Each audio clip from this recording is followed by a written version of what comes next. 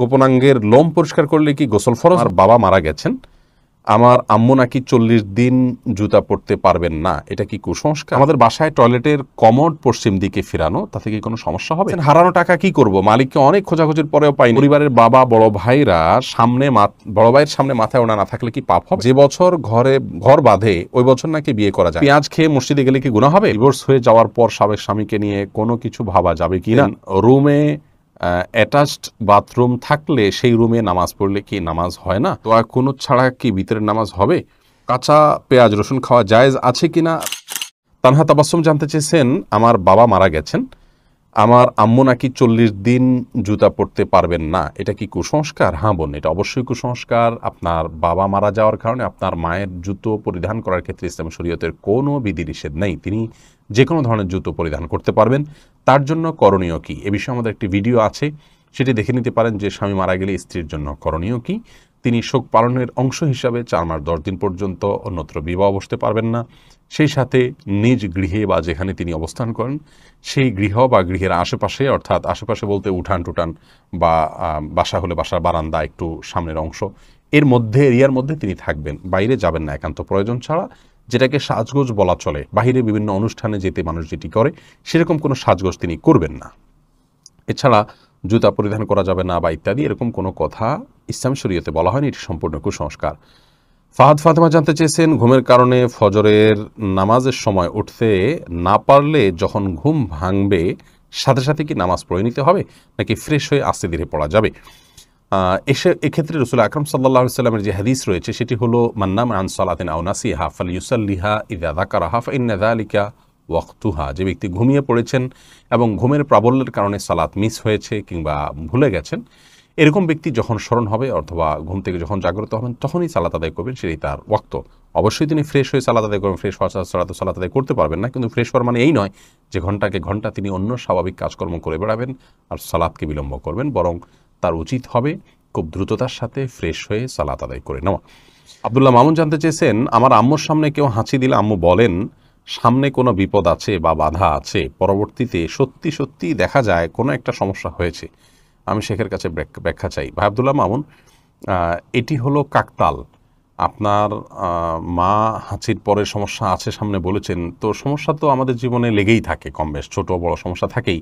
আপনি যদি বলেন যে হাঁচির হলো এবার, তাহলে একটা ভালো কোনো জিনিস আমার জন্য অপেক্ষা করছে, দেখবেন আপনি ভালো জিনিসও খুঁজে পাবেন। কারণ আমাদের জীবনে ছোটোখাটো খুঁটিনাটি ভালো মন্দ এটা লেগেই থাকে আমাদের জীবনে, অতএব আপনি এভাবে মেলাতে পারবেন। এটি সম্পূর্ণ কুসংস্কার। হাঁচির সাথে ভালো বা মন্দের কোনো সম্পর্ক নেই, বরং হাঁচি দিলে ভেতরে যে সমস্ত শয়তান আমাদের শরীরে প্রবেশ করে এবং আমাদের প্রভাব বিস্তার করে সেগুলো বের হয়ে আসে। এর বৈজ্ঞানিক অনেক ব্যাখ্যার পাশাপাশি হাদিস থেকে এই ব্যাখ্যাটা আমরা পাই, যার কারণে হাঁচির পরে মানুষ রিল্যাক্স ফিল করে। দেখবেন যদিও অতিরিক্ত হাঁচি অনেক সময় অসুস্থজনিত কারণ হতে পারে, সেটি ভিন্ন বিষয়। যাই হোক, তো এরকম হাঁচি যদি আসে তাহলে সেক্ষেত্রে সামনে বিপদ আছে বা ভালো কিছু আছে এরকম মনে করার কোনো কারণ নেই, বরং হাঁচির পরে নবী সাল্লাল্লাহু আলাইহি ওয়াসাল্লামের জন্য আলহামদুলিল্লাহ বলা শিক্ষা দিয়েছেন। আল্লাহ শুকর আদায় করতে হয়, যদি বিপদ সামনে থাকে তাহলে শুকর আদায় করার কথা তো বলা হতো না। বোঝা গেল এটি ভুল ধারণা, তার আম্মাকে বোঝাতে হবে যে হাদিসের যে বার্তা আছে তার বিরোধী এবং পরিপন্থী কোনো বিশ্বাস মুসলমান গ্রহণ করতে পারে না। তাওহিদুল ইসলাম সজীব জানতে চেয়েছেন, গোপনাঙ্গের লোম পরিষ্কার করলে কি গোসল ফরজ হয়? না, এর সাথে গোসল ফরজের কোনো সম্পর্ক নাই। বড়জোর অজু করে নেবেন, পরিষ্কার পরিচ্ছন্ন হবেন। সিরাত তান্নি আপনি জানতে চেয়েছেন, আমাদের বাসায় টয়লেটের কমোড পশ্চিম দিকে ফিরানো, তাতে কি কোনো সমস্যা হবে? পশ্চিম দিকে ফিরে ইস্তিনজা করা বা ওয়াশরুমে আপনার মলত্যাগ এবং পেশাব করা একটা নিষেধ হাদিসে রয়েছে, অতএব এটা আপনাদের করা উচিত নয়। যদি আপনাদের এটি পরিবর্তন করার কোনো সুযোগ থাকে তাহলে সেটি অবশ্যই আপনাদের অবলম্বন করতে হবে। এরপরে মাজারুল ইসলাম জানতে চেয়েছেন, হারানো টাকা কি করব? মালিককে অনেক খোঁজাখুঁজির পরেও পাই নাই। যদি পরিমাণ অনেক অল্প হয়, আপনি গরিব হলে আপনি নিজে খেয়ে ফেলতে পারেন অথবা অন্য কাউকে দান করে দিতে পারেন। আর যদি অনেক বেশি হয় তাহলে যথেষ্ট খোঁজাখুঁজি করার পর, যথাযথ উপায়ে খোঁজাখুঁজি করার পর, বিজ্ঞপ্তি দেওয়ার পর, আশেপাশে ঘোষণা দেওয়ার পর কোনোভাবে পাওয়া না গেলে, পাওয়ার আশা ছেড়ে দিলে আপনি এই টাকাটা কোনো গরিব দুঃখীকে দান করে দিতে পারেন। আপনি নিজে অভাবী হলে আপনি নিজেও এটা ভোগ করতে পারেন, তার পক্ষ থেকে সওয়াবটা তার পক্ষে যুক্ত হবে ইনশাআল্লাহ। আমিয়া সুলতানা জানতে চেয়েছেন, পরিবারের বাবা বড় ভাইরা বড় ভাইয়ের সামনে মাথায় ওড়না না থাকলে কি পাপ হবে? না বোন, পাপ হবে না। আপনার বড় ভাই বা বাবার সামনে মাথার ওড়না না থাকলেও পাপ হবে না, কিন্তু ফিতনার এই যুগে যথাসম্ভব আপনি মাথার উপরে ওড়না বা কিছু দিয়ে রাখতে পারলে ভালো, কিন্তু আপনার চুল দেখা গেলে অবশ্যই পাপ হবে না, কোনো অসুবিধা নেই। সায়েম, আপনি জানতে চেয়েছেন যে বছর ঘর বাঁধে ওই বছর নাকি বিয়ে করা যায় না। না, এটা সম্পূর্ণ কুসংস্কারের জন্য কথা। এটা হয়তো ফিনান্সিয়াল কারণে কেউ এটা শুরু করেছেন যে ঘর বাঁধলে ওই বছর পয়সা করে সব খরচ হয়ে যায়, ঘর আর বিয়ে করা যায় না। ওই দৃষ্টিকোণ থেকে হয়তো বলেছেন, ধর্মীয় দৃষ্টিকোণ থেকে এটার কোনো ভিত্তি নেই। ইসমাইল দেওয়ান জানতে চেয়েছেন, পেঁয়াজ খেয়ে মসজিদে গেলে কি গুনাহ হবে? পেঁয়াজ বলতে কাঁচা পেঁয়াজ যদি খান, কাঁচা পেঁয়াজ খেয়ে সেই অবস্থায় মসজিদে যাওয়া নিষেধ, হাদিসে স্পষ্ট নিষেধ আছে। তার কারণ হলো মসজিদে ফেরেশতা থাকে, অন্য মানুষরা আছেন। কাঁচা পেঁয়াজ খেলে মুখে দুর্গন্ধ হয়, সেই দুর্গন্ধ নিয়ে মসজিদে গেলে আশপাশের লোকদের কষ্ট হবে, ফেরেশতাদের কষ্ট হবে, সেজন্য হাদিসে নিষেধ আছে।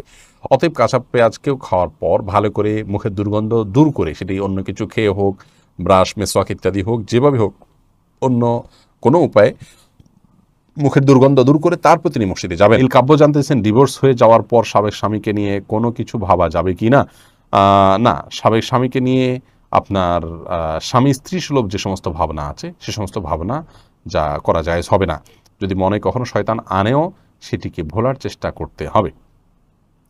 ফাতেমা ইসলাম জানতে চেয়েছেন, রুমে অ্যাটাচড বাথরুম থাকলে সেই রুমে নামাজ পড়লে কি নামাজ হয় না? এটা কতটুকু সঠিক? না, এটা ভুল কথা। অ্যাটাচ বাথরুম থাকলে সেখানে নামাজ হবে না এমন কোনো কথা কোরআন অথবা হাদিসের কোথাও বলা হয়নি। এটি যদি কেউ বলে থাকে তাহলে সেটি তার পক্ষ থেকে অতিরঞ্জন অথবা মন গড়া কথা ছাড়া আর কিছু নয়। রাকিবুল ইসলাম জানতে চেয়েছেন, দোয়া কুনুত ছাড়া কি ভিতরের নামাজ হবে? হলে তা দেখুন, দোয়া কুনুত এটি ভিতরের জন্য ওয়াজিব। অনেক ওলামা ইকরাম এটিকে সুন্নাহ বলেছেন, যেমন আরবিয়ান স্কলাররা, সৌদি ওলামা ইকরাম এটিকে সুন্নাহ বলেছেন। তো সাধারণ এবং স্বাভাবিক অবস্থাতে ভিতরের নামাজ এটিতে দোয়া কুনুত পড়া উচিত, এবং কোনো কারণ ছাড়া দোয়া কুনুত ছাড়া নামাজ পড়া উচিত নয়। হ্যাঁ, কেউ মুসলিম হলেন, তিনি জানেন না, তাহলে তার জন্য জায়েজ আছে। বিকল্প হিসাবে তিনি যে কোনো দোয়া ওই জায়গায় দাঁড়িয়ে করলেন আল্লাহর কাছে, তাতে ইনশাআল্লাহ বিদনিল্লাহ তার ভিতরের সালাত আদায় হয়ে যাবে, কিন্তু এটাকে নিয়ম বানিয়ে নেওয়া উচিত নয়। নাপাক অবস্থায় হাদিস ইসলামের বই ধরা যাবে কিনা? যেখানে আরবি লেখা আছে ধরা যাবে, কোনো অসুবিধা নেই। কোরআনে কারিম যদি থাকে, শুধু কোরআনে কারিম স্পর্শ করবেন না। এছাড়া ইসলামিক বই পুস্তক, সেখানে হয়তো কোনো একটা পাতায় আধা লাইন, এক লাইন হয়তো আরবি লেখা আছে বা হাদিসের মূল পাঠ আছে, সেটি আপনি নাপাক অবস্থায় বা মাসিক চলা অবস্থায় ধরতে পারেন, তাতে গুনাহ হবে না। পিরিয়ড অবস্থায় এমডি ওমর ফারুক জানতে চেয়েছেন, ফজরের নামাজের পর ঘুমানো শরীয়তের বিধান কি? এটি জায়েজ আছে, তবে অনুত্তম কাজ। নবী করিম সাল্লাল্লাহু আলাইহি ওয়াসাল্লাম দোয়া করেছেন, আল্লাহুম্মা বারিক লি উম্মতি ফি বুকুরিহা, আল্লাহ আমার উম্মতের জন্য সকালের সময়টাতে আপনি বরকত দান করুন। অতএব সকালের সময়টাতে না ঘুমানো উচিত বা উত্তম। কেউ অসুস্থ থাকলে ভিন্ন কথা, বৃদ্ধ হলে ভিন্ন কথা।